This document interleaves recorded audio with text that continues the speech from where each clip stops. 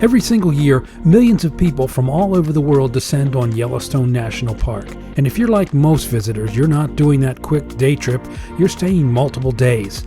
That means you're either sleeping in one of their 9 official lodges inside the park, or you're camping or RVing. If you're planning a trip and thinking about booking a stay inside Yellowstone, today I want to give you a real review of what it's actually like. I'm going to share the pros, the cons, what you should expect, and how to decide whether it's worth your hard-earned money. We recently stayed at Canyon Lodge, which is Yellowstone's newest lodge, built in 2016. We were there at the end of May 2026, and we stayed for 2 nights. We paid $325 per night, and after all the taxes and resort fee, it came out to right about $370 a night.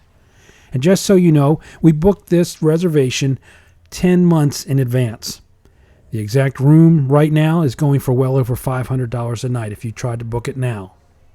When I'm paying that kind of money on a hotel room, especially inside a national park, I have pretty reasonable expectations. I expect it to be clean, reasonably comfortable, and at least give me the basic amenities I need. So, did Canyon Lodge meet those expectations? Stick around, because I'm going to break it all down for you. First, let's talk about what they actually did well. The room was very clean. I have 0 complaints in that department. The towels in the room were surprisingly thick, absorbent, fresh smelling, which was a nice touch. And the hot water got seriously hot, which is always a win in my book. And honestly, that's about where the positives end.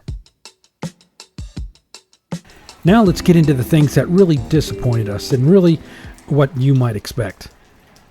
The rooms are very small. We're talking really tight.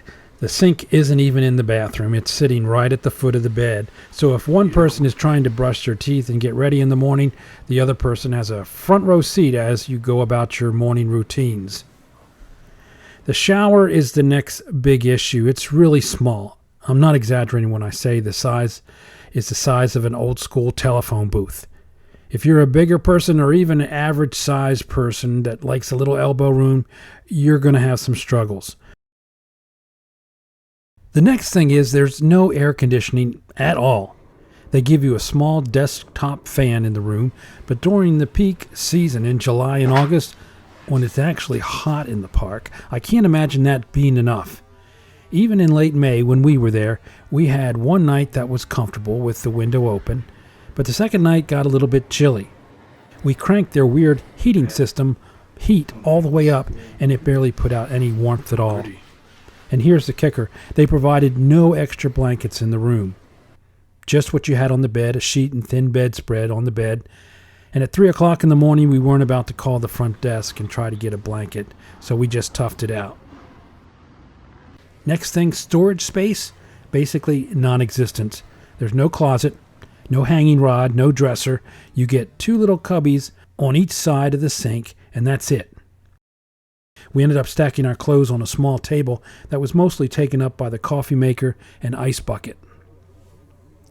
There's no regular trash can in the room, only a 3-tiered recycling bin located next to the room door. We ended up throwing most everything in the top bin and called it a day. No TVs in any of the rooms either. I can usually live without a TV while on vacation, but would have been nice to turn on the news or check the weather in the mornings.